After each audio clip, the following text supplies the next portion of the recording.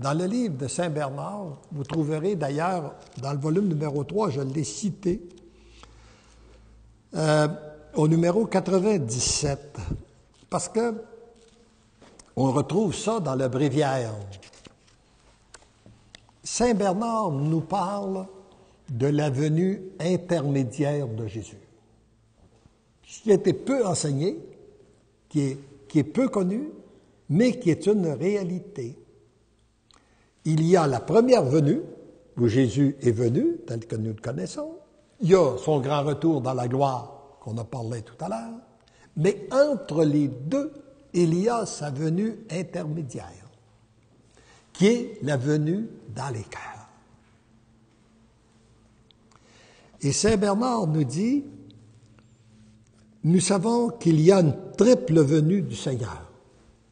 La troisième se situe entre les deux autres, c'est-à-dire celles-ci, en effet, sont manifestes, celles-là, non.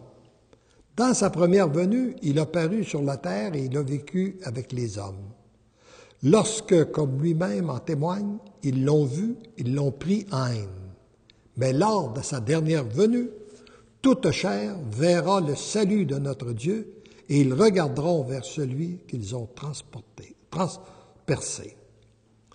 La venue intermédiaire, elle est cachée. Les élus seuls la voient au fond d'eux-mêmes. Et leur âme est sauvée. Ainsi, il est venu d'abord dans la chair et la faiblesse, puis dans l'entre-deux, il vient en esprit et en puissance. Enfin, il viendra dans la gloire et la majesté. Cette venue intermédiaire est vraiment comme la voie par laquelle on passe de la première à la dernière. Dans la première, le Christ fut notre rédemption. Dans la dernière, il paraîtra comme notre vie. Et entre-temps, il est notre repos et notre consolation. Alors, cette venue intermédiaire-là, dont nous parle Saint Bernard, elle existe depuis sa première venue. Depuis 2000 ans, il y a toujours eu des gens qui ont vécu cette venue intermédiaire de Jésus dans leur cœur et leurs esprits. C'est ce qui a fait des saints, des saintes, des martyrs qui ont vécu. Mais présentement, à cause des temps privilégiés que nous vivons et comme nous sommes très près du grand retour de Jésus, cette venue intermédiaire-là éclate dans les cœurs. C'est ce que je vous parlais, que je suis témoin présentement. C'est qu'est-ce qu'il veut faire avec chacun de nous.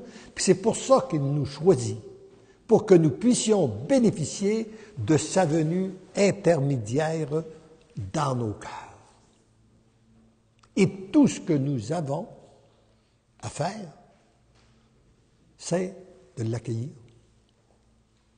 Voyez-vous, c'est d'une part, on peut dire, ben oui, mais c'est difficile de renoncer aux pensées du monde, mais d'autre part, c'est très facile d'accueillir.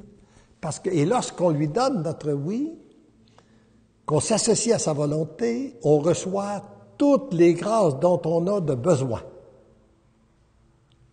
Mais on ne les reçoit pas avant d'avoir donné notre consentement.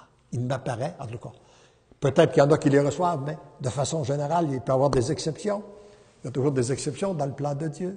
Mais de façon générale, les grâces, on les reçoit après qu'on a donné notre oui.